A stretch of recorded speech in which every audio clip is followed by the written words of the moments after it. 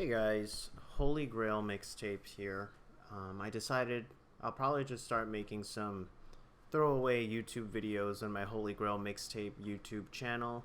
Stuff that's just a little bit too complicated for Instagram. If you're following me from Instagram, thanks. You're the real winner here. So anyways, I thought I'd start doing this by talking about some popular game releases for 2020 and into 2021. Really just gonna hone in on like 3 things, maybe 4. Obviously I've got Destiny on the screen, but that's not what I'm gonna start with. First I want to start with League of Legends. So as of the time of making this video, it's September 10th.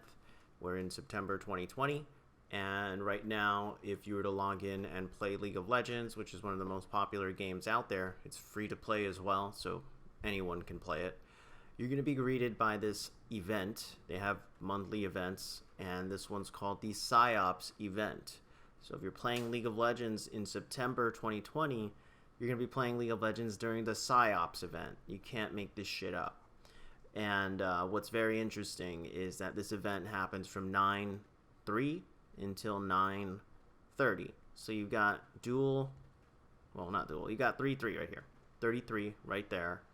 I'm not too sure what double 9 can be. Maybe the end of a cycle, September 9. And interestingly too, if you look at these exclamation point icons they use an inverted pentagon, not a pentagram. Well, it just went away, but I'm sure you just saw that. They use an inverted pentagon. So there's definitely something up with this event. I think League of Legends is definitely Illuminati, if you want to call them that, or they're in on society reshaping. I mean, their owner is Tencent, and Tencent, if you don't know, is a Chinese-based company that owns a shitload of like mobile games and free-to-play games that are super popular. So all this shit can be traced back to China in a way. So if you're following some kind of crazy China communist regime conspiracy, you could really say that this game maybe is part of it, if you allow it to like have a grip on your psychology, your inner psyche in such a way. And I really see it, especially it definitely shows in the way that the art style of the game has changed recently. They keep making these characters with like I don't know, like the Karen hairstyle, with like the weird ass like buzz cut shit like this. It's hard to really pinpoint, but it seems like something over there has shifted. Anyways, let's get away from this game. I don't want to bore you. Let's talk about the next game, Destiny 2. Whether you love it or hate it, Destiny 2 is a pretty Masonic complete game. I mean, fuck it. I'll fire it up right now and show you. But Destiny 2 Beyond Light is the next expansion in the Destiny series. It's coming out on November 10th, 2020, and it was a delayed game. A lot of 2020 AAA titles have been delayed. They've just been moved from one numerology day to the next. So here we have 11/10/2020. You've got 3 1s, 11 being 2, 10 being 1, and then 2020 being a 4. So 3 and 4. And the powers in Beyond Light are Explore Stasis. Now let me take a second and just show you the Destiny screen when you start the game. So if you look in the background, I'm like pointing with my fingers, there's the circle and the square. So you're already looking at a circled square with a square in the middle and like a pyramid icon in the background. Might be a little hard to see on the screen in your end, but literally the very first thing you see when you log in, this right here is sacred geometry. And then this too. They're showing you their mastery of like sacred geometry and shit, of masonry, in their little load icon, and then in the background screen before you even get to character select. These dudes are already bombarding you with sacred shit that you as a gamer are not going to give a fuck about. There are 3 characters, the Hunter, the Titan, and the Warlock. If you look on the background, Hunter is the snake, the Ouroboros, with the orb behind it, or around it. Warlock is the eagle or phoenix, however you want to see it, and that one carries the orb, but it's like talons.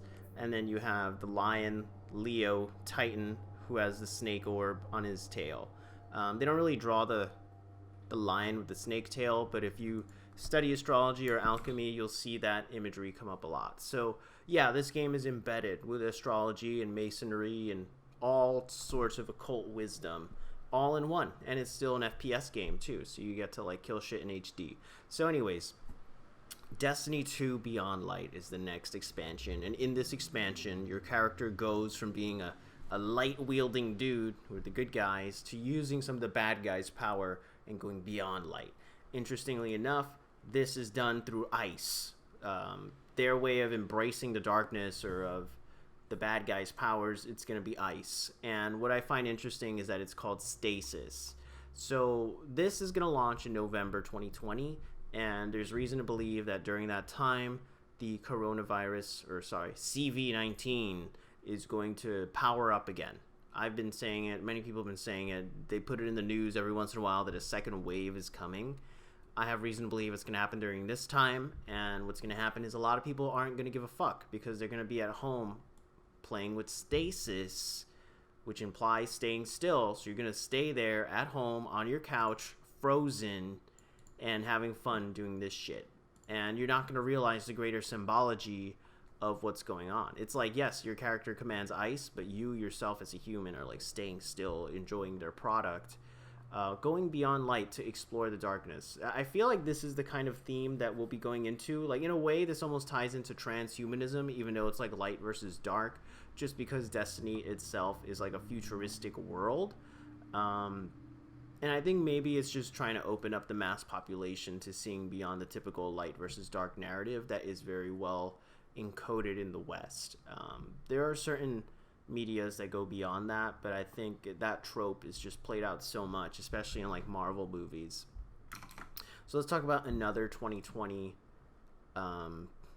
game that's not a 2020 game anymore. Now it's 2021. It's going to be Halo Infinite, and Halo is obviously a play on the rings being the rings of Saturn. Halo is a game all about Saturn and in a way masonry as well. Halo was originally Bungie's game, which are the same people that make Destiny, so really Halo is their beginning love message to masonry, and then they perfected it in Destiny after they sold Halo to 343. Microsoft, it's still another Masonic organization. It's like a Masonic company selling their assets to another Masonic company to continue the Masonic message. Halo. Perfect. So Halo Infinite, telling you that the rings of Saturn are infinite and that you're probably never going to escape them as long as you don't seek the Holy Grail. What I want to hone in on here is the Xbox Series X as well, being basically a monolith. Literally the monolith from, what is it, Space Odyssey 2020? Let's see. I can't spell today. Yeah, I can't. Yeah, it's this. It's this shit. The Xbox Series X is this, in a way. Like, obviously not one-to-one. This is more rectangular. But, and there's monkeys. In the movie, the monkeys are like, they love this. This is Saturn. This literally represents Saturn. The movie is a statement on Saturn as well, just like your Xbox Series X is. And X, anytime it's about X, it's about Saturn, because X, it relates to Saturn. I can get into that in another thing. But yeah, just know Xbox in itself has always been a message to Saturn, but like now it's just like Saturn to the third power. And you'll be enjoying your infinite Saturn rings Halo on it. And then the next game I want to talk about is Cyberpunk 2077. This game is said to be the best game of 2020 before it even comes out. People are already saying it's going to be the best game. I think that's just a sellout kind of message going around, if you want to say it that way. The reason I think people say it's going to be the best game of 2020 is because it's going to be the game that promotes transhumanism on the largest scale, probably of the decade. I think Mass Effect did it pretty well, if you guys can remember Mass Effect. But this game is like the newer HD version, if you will. And you can see it. This dude is totally modified. His face has like some kind of tech shit. His arm is not fully an organic arm. And if you read the description of the game, it's basically saying it's a megapolis obsessed with power, glamour, and body modification. and he has an implant that is the key to immortality, basically telling you that some external thing outside of a human is going to give you immortality. Some would say it's adrenochrome, but in this case, we're talking tech. We're talking fusing organic with tech. That's the agenda being pushed here. Who knows? Maybe there's some kind of sickness and a vaccine story being told in this world. I can also see this being a game where they try and push some kind of future LGBTQ narrative where people in the future have technological sexual problems where they're not sure if they want to be a boy or a girl in the future, and somehow your main character just overhears it. I swear, they love to insert that kind of shit in this. So yeah, that's really just what I wanted to talk about in today's little mini episode, because obviously this is way longer than an Instagram video would let me do.